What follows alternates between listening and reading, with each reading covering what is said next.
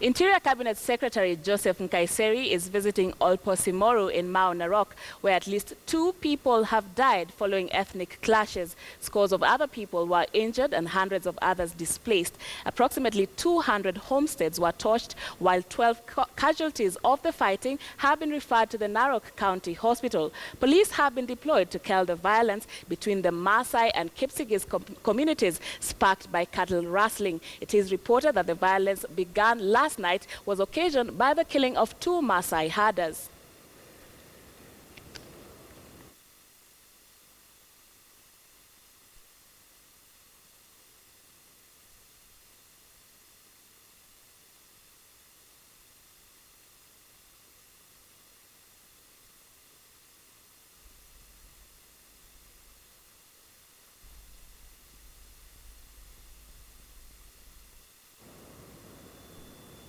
Still on that situation there in Mau Narok, and our political reporter Sam Ogina revisits the tragic events in Narok yesterday.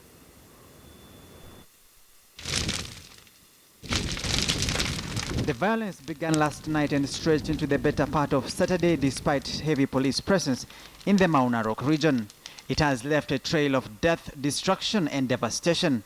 2 people have lost their lives, over 200 homesteads razed, and several people injured as embers of intercommunal hatred consumed residents of Mau Narok region. Some of the injured nursing arrow wounds.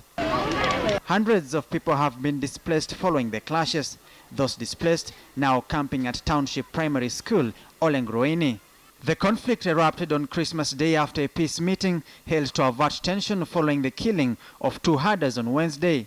A heavy contingent of police officers have been deployed in the area to quell the violence. We are getting a figure of about 250. Yeah, but the number of people displaced seems to be very many. Yeah, from both sides it must be over 500 households. And where are they now? No, there's a cat and mouse game going on. Yeah, fellas are attracting the attention of the officers. They will ban one place. When the officers move there, they go behind them. So we are telling them now they should plan themselves, the security officers. So they are deployed in sectors. So that at least we're able to cover every area. The chaos erupted moments after a peace meeting at Olposimoru Trading Center addressed by area leaders. Residents claim after the meeting a group of men attacked their neighbors and set more than 20 houses ablaze. Tension is high in the area with people fleeing their villages for fear of reprisal attacks. Ameusia mashamba. Sasa watu wamekuwa wengi. Na hao ndio wenyewe na analete. Alafu akasema hatutaki hii watu na ameusia mashamba. Sasa maneno kama hiyo ndio analete tabu hapa. Watu wetu wameuawa wakichunga ng'ombe yao. Hatuna haja na miti. Hatuna haja na chochote kingine cha serikali. Haja yetu msituni ni nyasi na maji. Na hatujai ambiwa Maasai tuko na haja na nyasi, serikali inatoa nyasi kupeleka.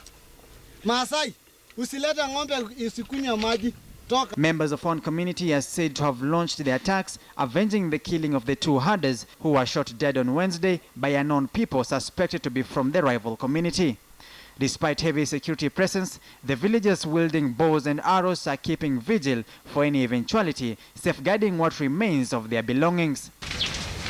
There was a security meeting with the warring communities led by Narok County Regional Coordinator Osman Wafa to try reaching a truce in ending the violence. The conflict reportedly stemming from cattle rustling.